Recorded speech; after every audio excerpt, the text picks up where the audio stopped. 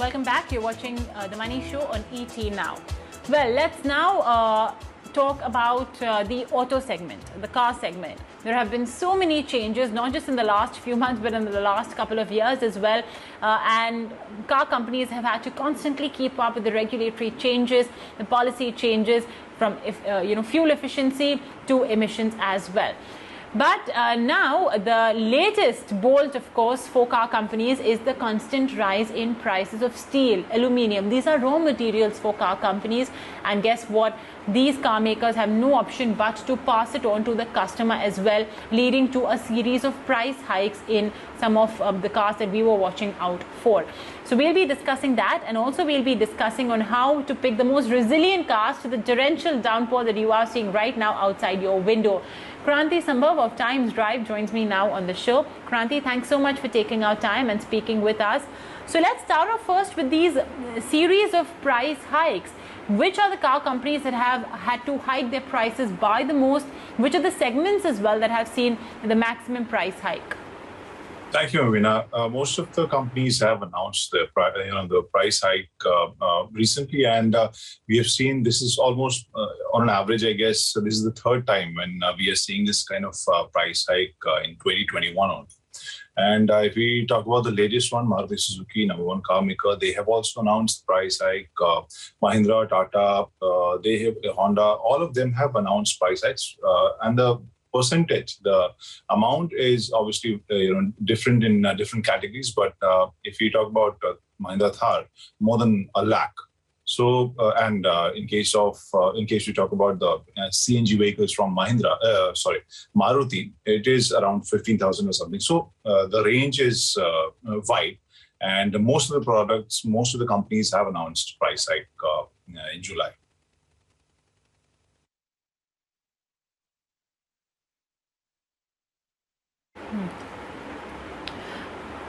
Do you anticipate more price hikes? Because, so far, take for example a Maruti Suzuki. In just these 6-7 months, they've announced 3 price hikes. Could we be anticipating more price hikes? Do you think it's best that, the customers who've been right now watching from the outside and looking to buy a car and have been postponing it for whatever reason should drive in right now and buy the car before there's another price hike?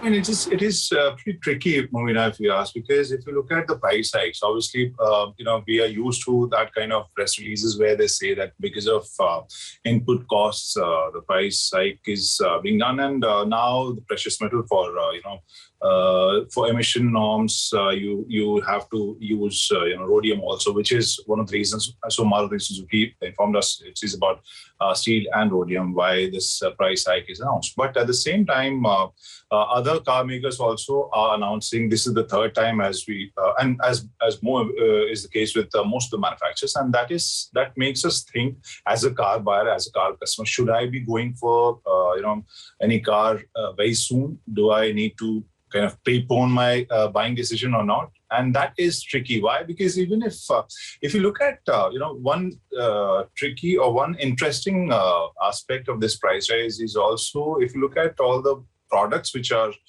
more expensive now are the ones which have the biggest waiting list. So most of the products which are in high demand, their prices are, they have increased the prices. And if you look at Thar, for example, the kind of queries I get from customers or viewers, they have been waiting for that car. So initially it started with 6 months, 8 months, now 9 months, and few of the viewers have also mentioned that it has gone up to 12 months. And recently I spoke to CEO Mahindra, Mahindra Automotive, Vijay Nakra, and I asked him, when are we going to see some kind of timeline where we get those cars delivered faster? So the thing is that most of the cars which are in a waiting list, in heavy demand, we have seen price hikes in those as well. So I would also suggest, if you are planning to buy a car, I think you should definitely go and try it right now, because A, we might see price hike again, and B, you might have to wait for longer period of time in case you decide later. So in case you're wondering, unless and until you have some product which you have finalized, for example, Mahindra's upcoming SUVs or Maruti's SUV. So if you have finalized those, then you can wait. But otherwise, I think you should go and find out if you are getting the cars right now. I think this is a good time to buy a car.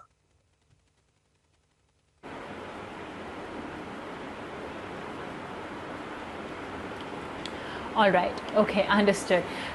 You mentioned that those cars that have a long waiting period, one such vehicle has been the Thar, long waiting periods, 5-6 months. What are the other cars you think that have been more in the popular side, have long waiting periods and consequently have seen a higher price rise too?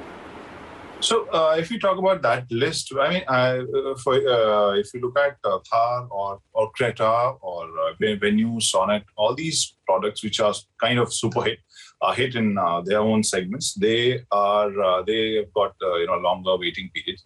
At the same time, if you look at Maruti's price increase, they have increased the prices for Swift and CNG vehicles, and this is what is selling right now. And most of the customers are looking for these products only. So most of the products which customers are buying are most of them are in waiting list. And one of the biggest reasons, which we have discussed, I guess, last time also, how these chips have delayed the production, and that one of the biggest reasons why Mahindra is struggling with the production. So most of the products which you want to buy or customers are looking at, they are in waiting list.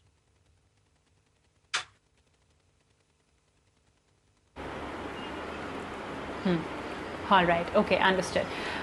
Let's talk then about the other big, factor now in choosing a car, and that is the weather conditions. I think largely now people seem to have come out a bit from the lockdown, at least offices have. So on one side, you need a car for your daily commute, especially if you live in a metro city. And on the second side, you want something that's a little more resilient to the torrential downpour. So what would you recommend in terms of a car that would suit both of these purposes? This is a very interesting conversation which all of us are having, especially motoring journalists, because we look at products in a different category, or industry looks at it in a different category, and customers look at it in a different category.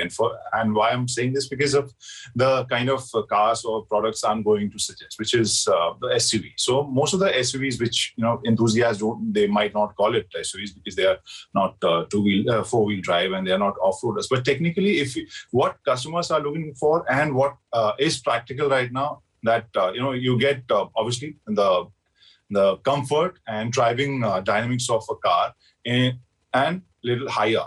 So if you have better ground clearance, I think you're sorted. So because we have seen, it's not about the body shape or size of the car or brand of the car. It's just that we have seen luxury cars also struggling in monsoon and waterlogging, and similarly we have seen small tiny hatchbacks also. They took those obstacles and they were not worried. So point is that it's not about body type, body shape, or a brand. I would suggest try and definitely look at better ground clearance, not only for monsoons also, but in other, because the moment we leave metros, bigger cities, if the roads are not good, you are sorted. So that way is I would say ground clearance. So that makes my suggestion suggesting towards the SUVs. So which most of the SUVs are driving like cars these days. So, and customers are also going for SUVs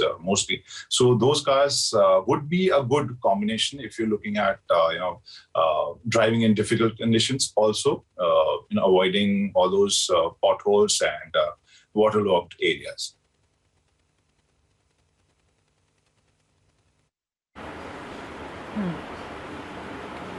Okay.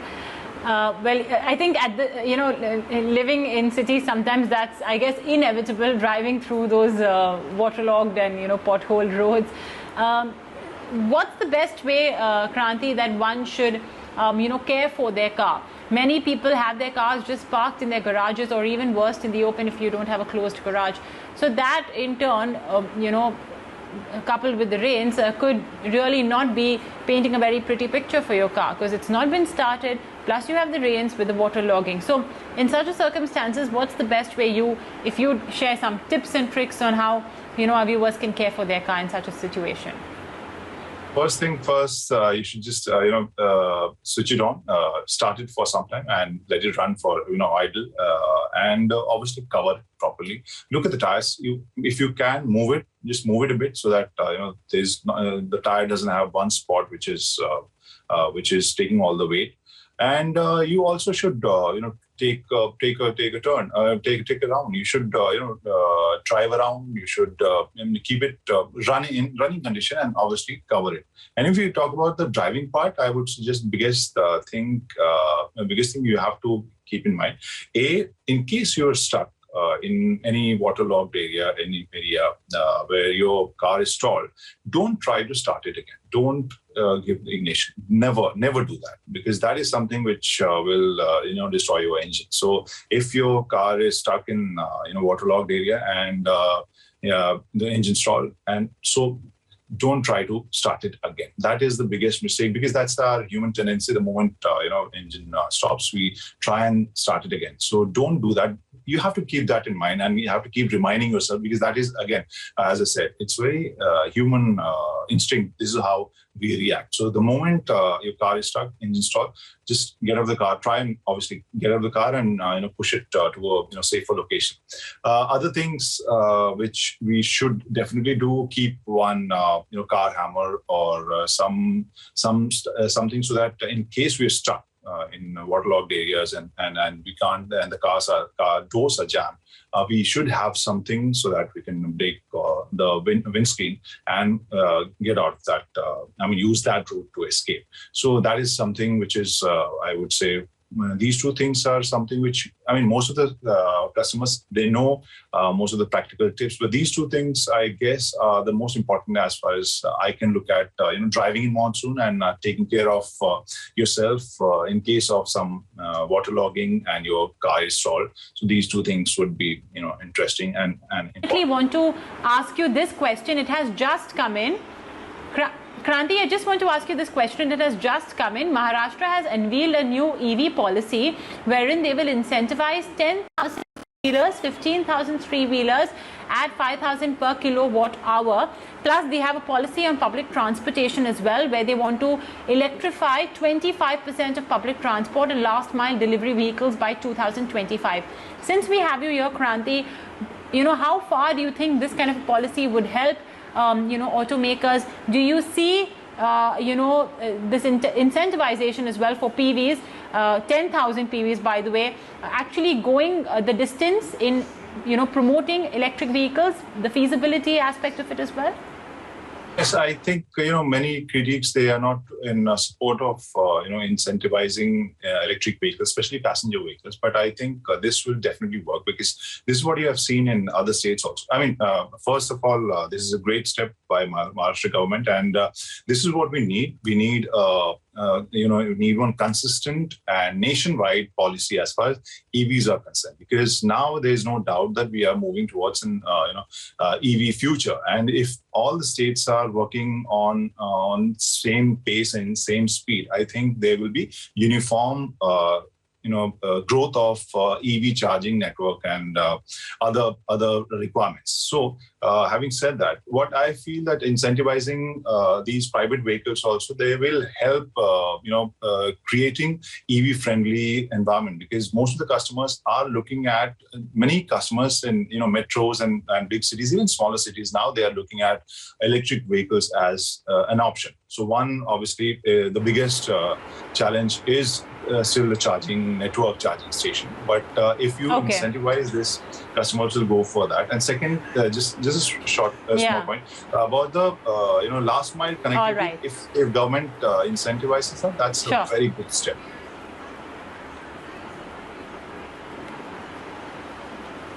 Okay. All right. Indeed it is. And Kranti, we'll connect once again once, the entire country's EV policy shapes up. Thank you so much once again for joining us today on The Money Show. Completely out of time. We'll wrap it up.